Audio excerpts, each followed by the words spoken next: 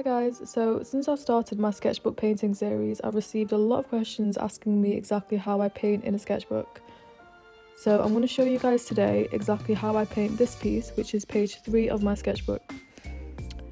Now I've used a watercolour sketchbook for this series because I had one lying around.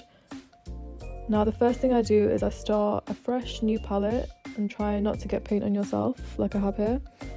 And I get one of my pages, the page I'm going to work with, and I prime it. So for this sketchbook, I'm using Michael Harding Clear Acrylic Primer. And even though I'm working with oil paints here, I just find acrylic primer dries a lot quicker than oil primer. And the way I prime my page is I will use one thin layer of primer and wait for it to dry, and then apply another thin layer of primer, instead of using a very thick layer, because I find that a thick layer can distort the page and make it wavy, which I don't want. Now I'm going to show you guys the colours I use. So as always, I'll start off with a limited palette of oil paints, which is titanium white, burnt umber, French ultramarine, alizarin crimson, and cadmium yellow. And I'm not too fussy with the brands that I use. My brands are all just random brands. And I also use a few very vibrant colours for this piece, and I'll tell you guys why later on.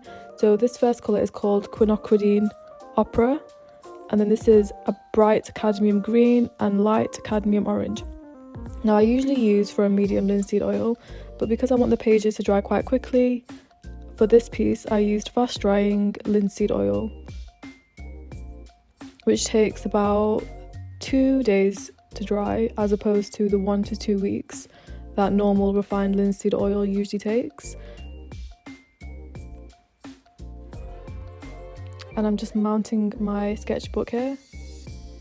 And now I'm going to start off with showing you guys how I paint this piece. So as always, I start off with the darkest colours. I find starting off with the darkest colours gives a nice starting point for all my portraits. And I'll just start blocking in those darkest shades, not being too precise with detail at this point. I'll start working on the detail right at the end. Right now I'm just blocking in colours, and I gradually work my way up to the lighter shades. And I'm trying to mix as many transitional shades as possible when I'm painting, instead of blending on the canvas. People always ask me what I mean when I say I don't blend on the canvas. I basically try to avoid merging two colours into each other on the actual canvas, and instead try to mix a lot of transitional shades to give that blended look.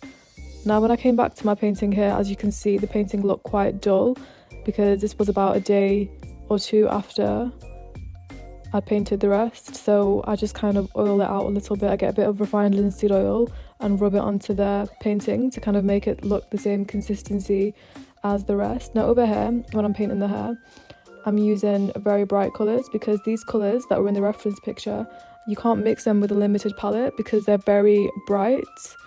The colours were coming from a kind of iridescent light shining in the background. So that's why, as well as my limited colours, I mixed some extra super vibrant colours in my palette.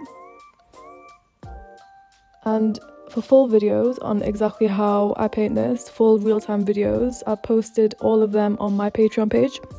And this is where I show you guys exactly how I paint from beginning to end, and don't miss any steps basically. So I hope you guys enjoyed this, and thank you for watching.